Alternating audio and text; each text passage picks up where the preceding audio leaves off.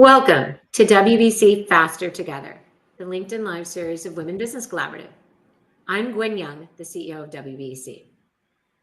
WBC is an unprecedented alliance of over 80 organizations focused on advancing women's leadership and hundreds of business leaders, building a movement to achieve equal position, pay, and power for all women in business. Through collaboration, advocacy, action, and accountability, we are mobilizing thousands to create momentum and accelerate the pace of change. We live our commitment to DEI, and members of our leadership, our staff, board of directors, and our WBC champions include more than 34% people of color. Every one of our action initiatives has DEI goals for 2025 and 2030. So please check the chat for the 4 action initiatives through which we aim to accelerate change, drive impact, and join our movement at wbcollaborative.org. Each week in this series, we offer different ways to advocate change and accelerate impact by presenting data, research, and best practices, by lifting up the power of women's voices for change, and by showcasing leaders committed to allyship, inclusivity, and driving corporate purpose across the business landscape. We know that most organizations and the most successful ones are those that are intentional in bringing a diverse set of perspectives to the table. And this starts with ensuring that the company's recruitment efforts are inclusive and focused on reaching prospective talent that represents a variety of experiences and identities. I am delighted to be joined today by WBC board member and founder of The Find, Felicity Hassan, and managing director of the nonprofit and social impact practice at Koya Partners and Diversified Search, Myra Briggs. Myra, Felicity, welcome. Thank you for having us. Thank you for having us. It's exciting to be here. So I really look forward to discussing with both of you, both leaders and disruptors, on the best practices for building an inclusive recruitment strategy. So let's set the stage. The talent landscape has changed in a variety of ways over the past few years, and the search for great talent has become even more competitive. What are your observations on the current state of the talent landscape? What have you seen change? What's the most significant change in recruiting diverse talent? Felicity, do we want to start with you? Yeah, absolutely. So I think that the last couple of years have been fairly hairy. We've seen this kind of like this ongoing pursuit towards, a recession that really never truly materialized, but kind of create an environment of caution around all of our activities from a recruitment perspective. So I would say we've seen a fair amount of reductions, and that has kind of like created an abundance of caution for both employers and employees. And I think it's fair to say that because women have tended to be, women and indeed communities of color and diverse communities as a whole, have tended to be kind of like to gravitate towards service-oriented opportunities or corporate functions roles, or just not P&L jobs. We've been disproportionately impacted by those reductions. Those are also the roles which aren't being hired back into organizations as quickly. And people are like playing it safe when it comes to their hiring, which is into old habits of hiring traditional candidates because they still perceive hiring candidates of difference to be a risk, even if it's a calculated risk. What are your thoughts, Myra? I wholeheartedly agree. I think we were talking earlier about the fear on both sides, the candidate side as well as the side of the business. And I think the economy as well as the upcoming election are creating a situation where many organizations are afraid to make a false move. And when we're afraid to make moves, we are even less likely to make risky ones, right? At that. And so what's happened is we're really seeing the difference between those organizations that were truly making a commitment to inclusivity and equity around hiring, and those that were doing it because it was the thing to do, that they needed to do it in order to be able to keep stockholders happy, in order to keep boards of directors happy. And those that are still doing it are the ones that were either doing it before or did truly have that epiphany that while there is a business case, it really is just the best way to be able to hold your space place in the world, right? And so as we begin to think about diversity of thought and the increase in productivity of organizations that embrace inclusive recruitment practices, the business case is clear.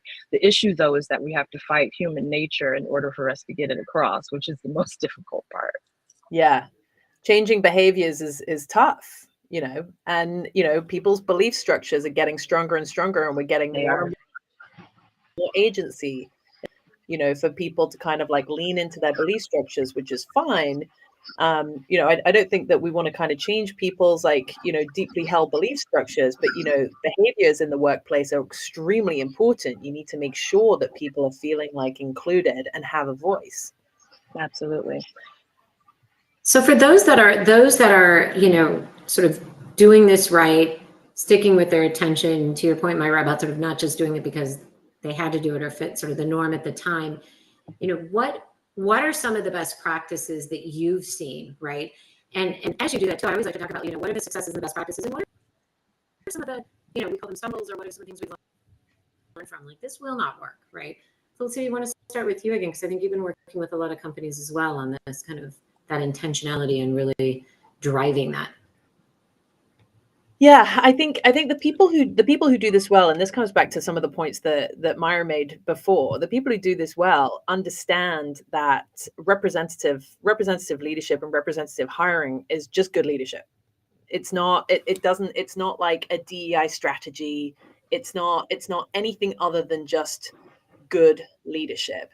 So I would say, you know, the companies who are succeeding are those who can effectively identify gaps, who can effectively look at opportunities within their organization, not as a backfill or something that they just need to rush and go out and like find a warm body. If you're squeezed on headcount and opportunity, then you want to really kind of lean in and be thoughtful about what your recruitment looks like. It should, at no level within your organization, certainly not at the executive level where Myra and I work, but at no level within your organization should a recruit ever be a rush job.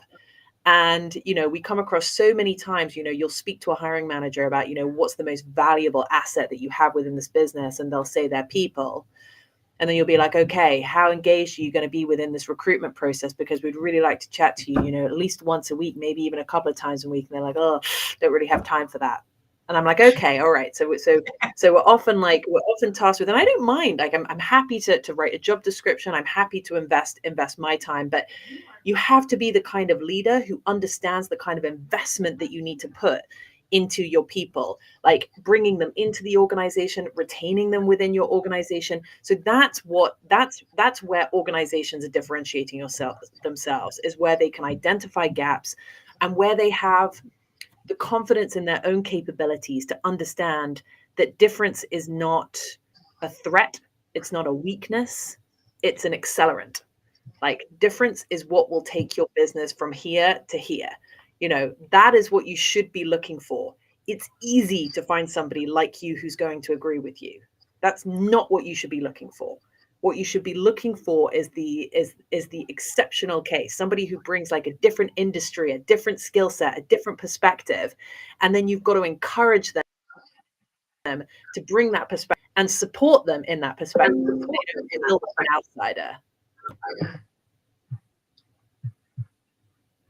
And it seems like, Myra, that brings it into kind of the culture that you were speaking about, kind of what's the culture of the organization? How are you bringing people in? How are you managing people? And then, like, as you said, Felicity, based on that, how much time are you spending going out to find that? Can I bring you in a little bit about those, you know, companies Absolutely. that create that culture?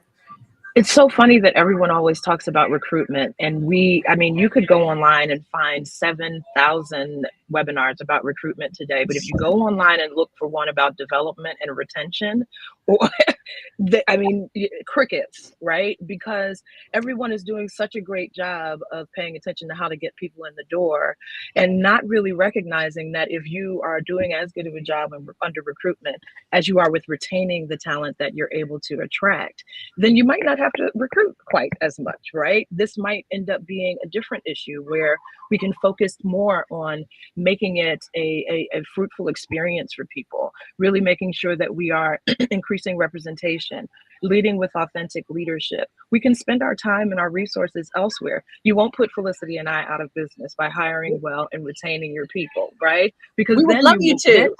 Absolutely. Because then we would be hiring you because of growth, because organizations that are able to retain their top talent are organizations that are thriving and will be growing, and you'll still need us, right? So it works well for us that organizations really do double down on the retention and the development of the talent that they bring in, because it really does build in the credibility of not only your brand, but it also further emphasizes your mission.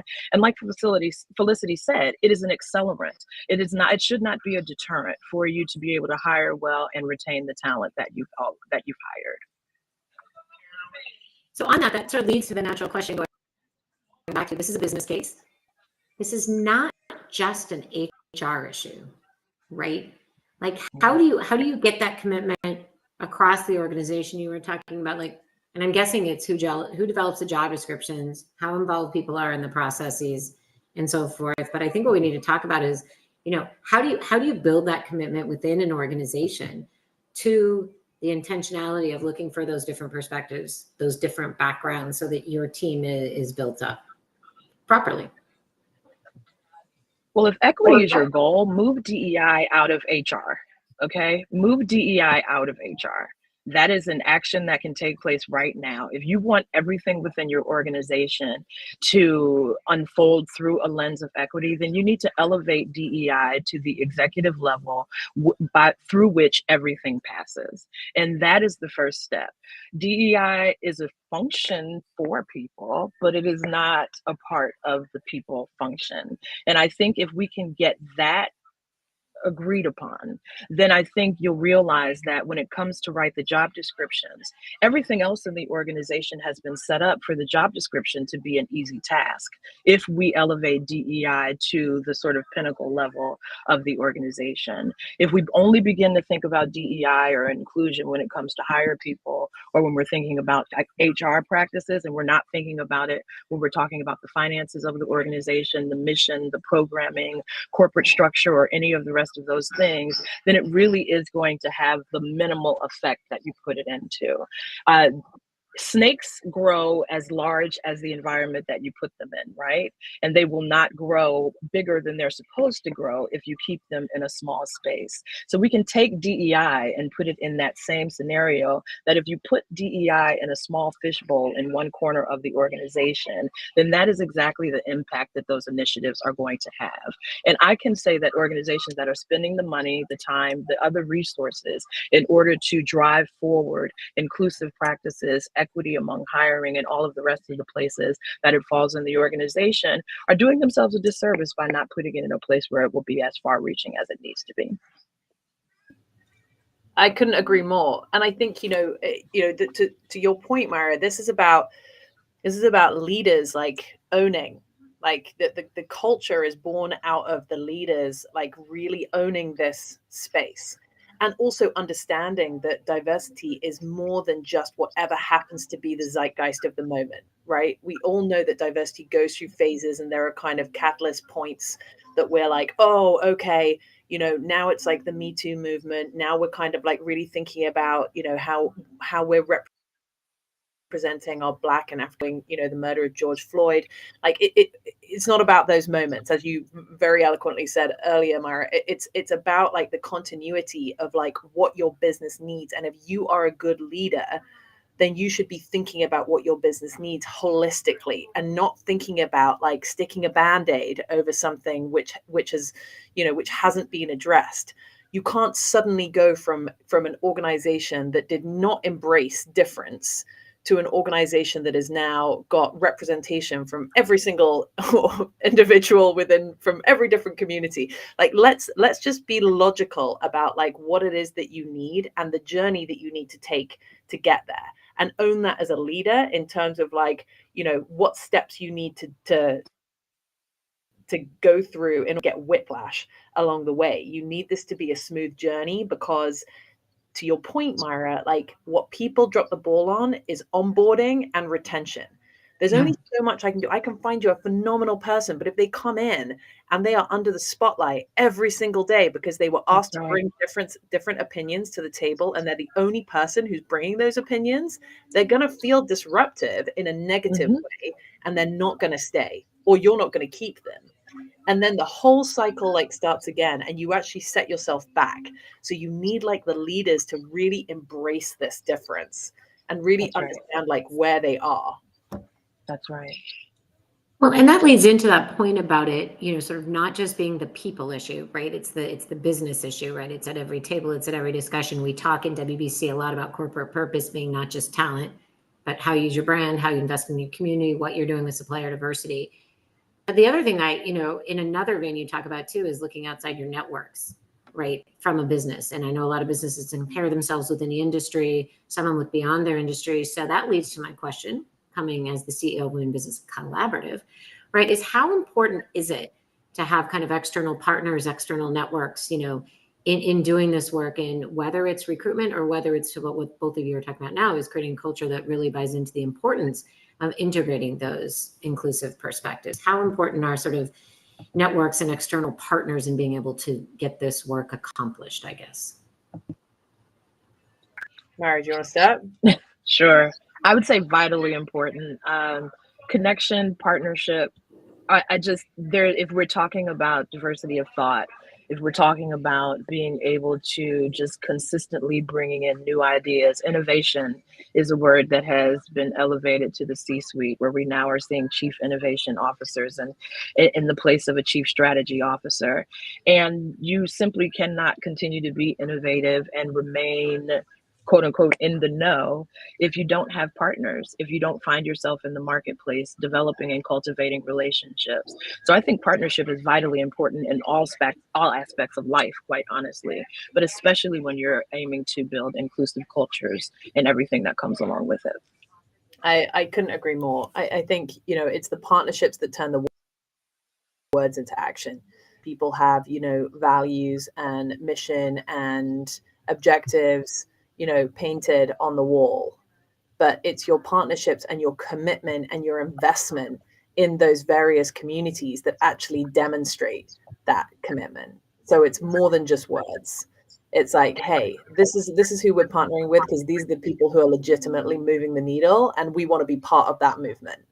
And like that is where organizations like WBC, who are so action oriented, really come into the picture and really can kind of demonstrate to your employees that like we're committed to this. We don't just talk about it. We're really committed to it. We're taking action, and like these are some of the results of those actions. Action for impact. And that's how we end these LinkedIn Lives as we're coming up against time. We end always with a call to action. It can be for the audience, it can be for the companies and organizations, but why don't we start with you, Myra? What is your call to action today? Authentic leadership is always my call to action. If you're leading authentically, if it's good, it's great. If it's not good, at least we know, right? We can fix it. And so I really think striving for authentic leadership, it covers all bases. Felicity. I think identify that difference is strength, and seek out the people who think differently to you. That's a positive thing. It might be harder to manage, but the positive outcomes of that will be beautiful. They will take you to great places. We will be stronger. I love that. So thank you both. And that is all we have time for today. It went by quickly, as it always does, but I think substantively. So to the audience, we invite you to WBCollaborative.org to learn more about WBC's initiatives to increase women in the C-suite and boardroom, to address the underrepresentation of women in specific industries like STEM, but also women as investors and controllers of capital, and to advance this pipeline of women leaders that are going to bring gender, pay equity, diversity, equity, and inclusion to the business landscape. So let's get stronger together. So join us weekly to keep up to date on the movement for gender equity in business and the latest issues by following us on social media at WB Collaborative on Instagram, Twitter, and LinkedIn. Felicity and Myra, thank you so much. I look forward